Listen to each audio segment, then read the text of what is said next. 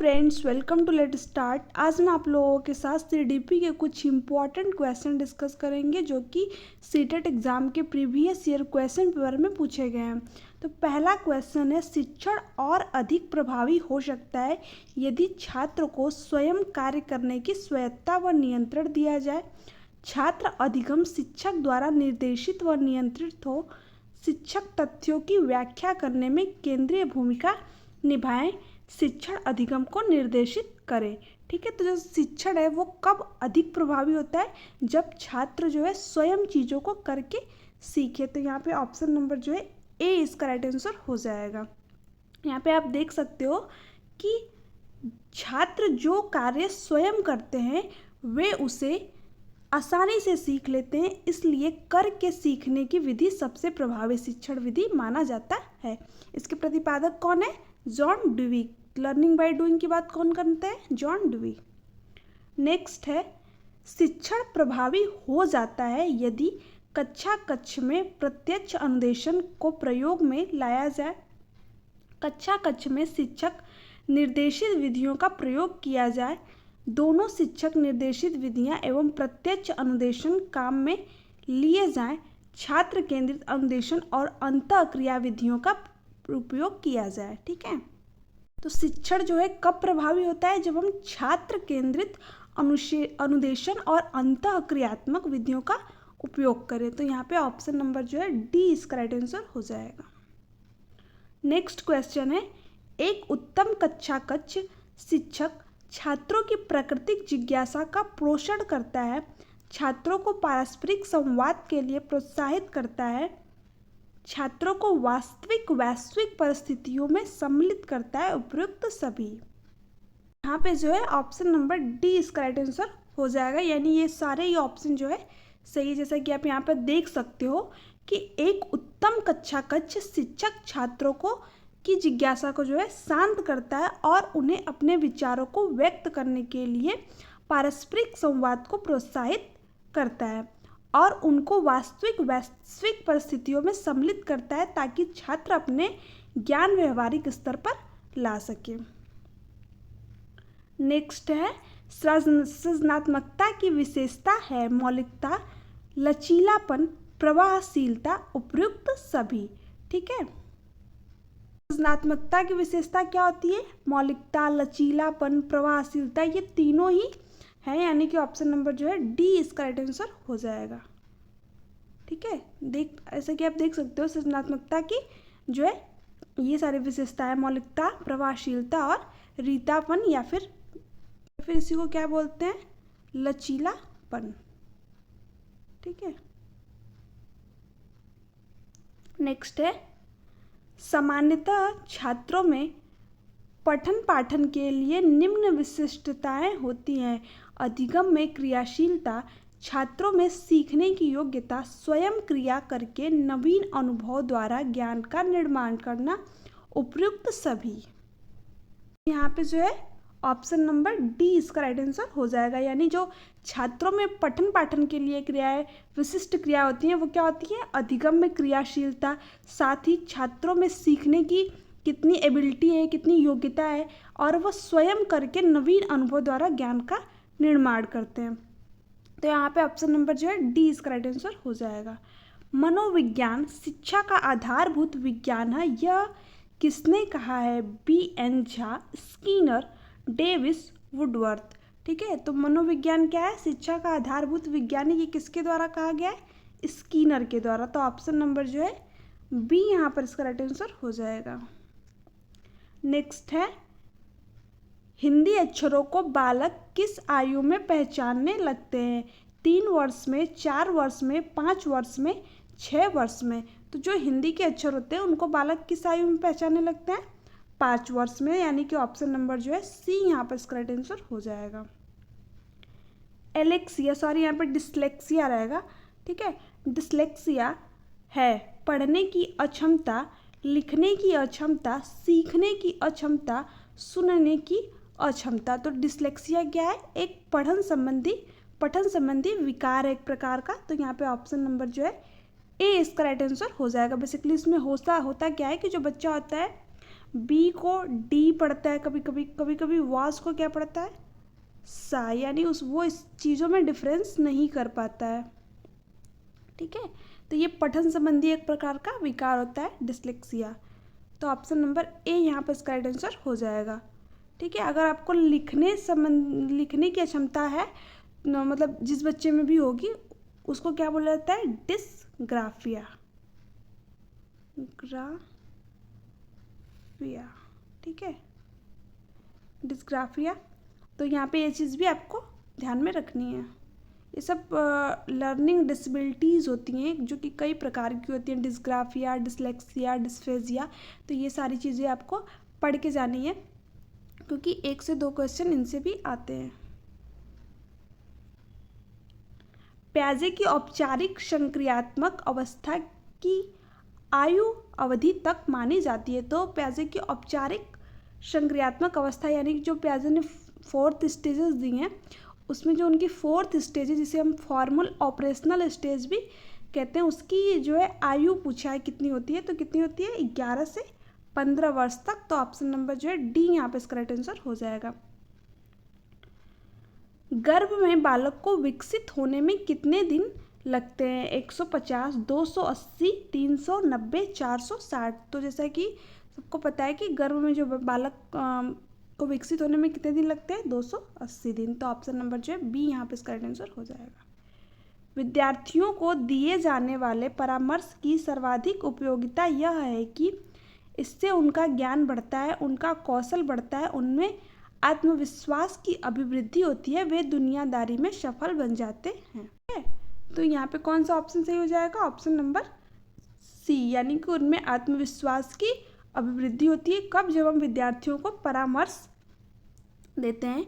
जैसा कि आप देख सकते हो यहाँ पर कि परामर्श का परिणाम प्रभावी छात्रों के आत्मविश्वास में वृद्धि है। परामर्श वह पद्धति है जिसके द्वारा किसी भी समस्या पर शोध करके उसका हल निकाला जाता है और छात्र व्यक्ति अपने आगे आने वाली बाधाओं को आसानी से पार कर सकते हैं। नेक्स्ट है बहुग्रेड अध्यापन वह है जिसमें एक विद्यार्थी एक ही समय में एक से अधिक कक्षाएं उत्तीर्ण कर सकता है। एक अध्यापक को एक ही समय में एक से अधिक कक्षाओं में बच्चों को पढ़ाना पड़ता है। कक्षावार अध्यापन का कोई अर्थ नहीं है, उपयुक्त सभी। ठीक है, तो यहाँ पे ऑप्शन नंबर जो है बी इसका राइट आंसर हो जाएगा, यानी जो बहुग्रेड अध्ययन है वह क्या है, बहुग्रेड अध्ययन जो है क्या है कि एक अध्यापक को एक ही समय में एक से अधिक कक्षाओं में बच्चों को पढ़ाना पड़ता है, यानी कि ऑप्शन नंबर बी। जैसा कि आप यहाँ पर देख सकते हो कि एक अध्यापक के द्वारा एक ही कक्षा में एक ही समय में एक से अधिक कक्षाओं में बच्चों को पढ़ाना बहुग्रेड अध्यापन कहलाता है।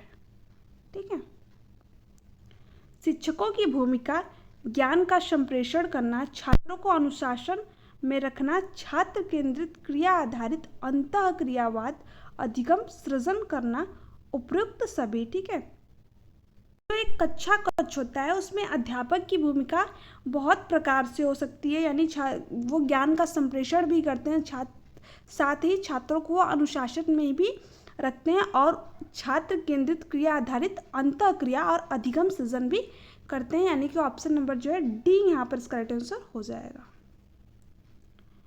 पठन पाठन में शिक्षक को करना चाहिए ज्ञान का मौखिक स्थानांतरण, जिज्ञासु प्रवृत्ति को प्रोत्साहन, कक्षा कक्ष में पाठ्य पुस्तक द्वारा शिक्षण, उपयुक्त में से कोई नहीं। तो यहाँ पे ऑप्शन नंबर जो है सी इसका राइट आंसर हो जाएगा।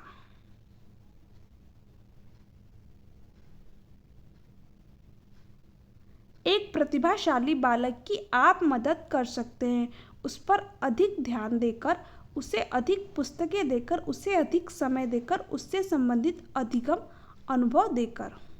तो यहाँ पर जो है ऑप्शन नंबर ए इसका राइट आंसर हो जाएगा। जैसा कि आप देख सकते हो कि प्रतिभाशाली बालक को एक विशेष प्रकार की शिक्षण पद्धति की आवश्यकता होती है ताकि उनके समस्याओं को हल किया जा सके, क्योंकि जो गिफ्टेड चाइल्ड होते हैं वो क्या करते हैं, जैसे क्लास के सभी बच्चों को अगर आप एक ही सवाल दे रहे हो, ठीक है, तो जो गिफ्टेड चाइल्ड है वो तो अच्छी तरीके से उस सवाल को पहले ही कर लेगा।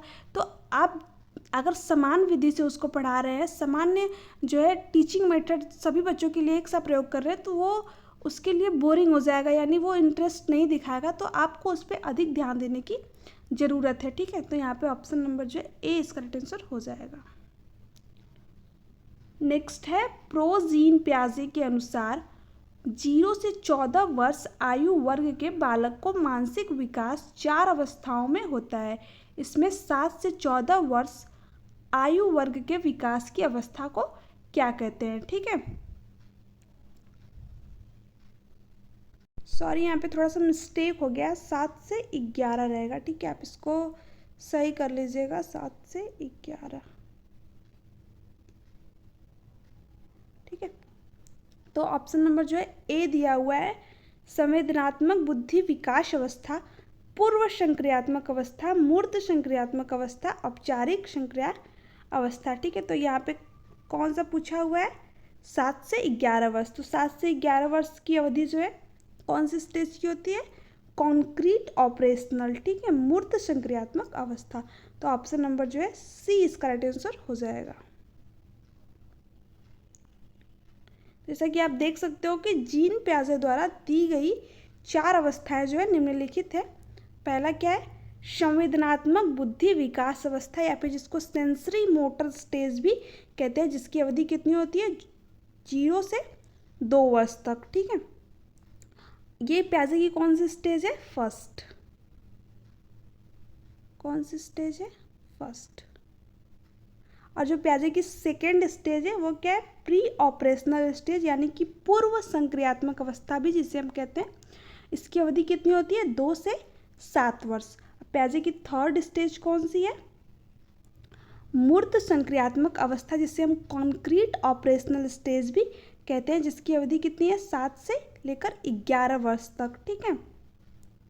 और फोर्थ स्टेज क्या है, औपचारिक संक्रियात्मक अवस्था, जिसे हम क्या कहते हैं, फॉर्मल ऑपरेशनल स्टेज। ये प्याजे की फोर्थ स्टेज है, जिसकी अवधि कितनी होती है, 11 से 15 वर्ष तक। इसको आप इंग्लिश में SPCF के थ्रू याद कर सकते हो। ये निमोनिक्स है, जिससे कि चीज़ें अच्छी तरीके से याद हो जाती हैं। आप इसको कोशिश कीजिएगा कि जो इनकी स्टेजेस हैं उनके नेम जो हैं इंग्लिश में याद कर लीजिए, क्योंकि इंग्लिश में एक ही नाम होते हैं, हिंदी में जो है आपको नाम चेंज देखने को मिलते हैं। तो एस से क्या हो गया, सेंसरी मोटर, पी से प्री ऑपरेशनल, सी से कॉन्क्रीट ऑपरेशनल और एफ से फॉर्मल ऑपरेशनल स्टेज। तो यहाँ पे जो है 7 से 11 वर्ष की अवधि पूछा था, तो ये मूर्त संक्रियात्मक अवस्था के अंतर्गत जो है इसकी आयु होती है। तो ऑप्शन नंबर वहाँ पे ऊपर में कौन सा सही है, सी वाला, ठीक है। अब जो है नेक्स्ट क्वेश्चन को देखते हैं।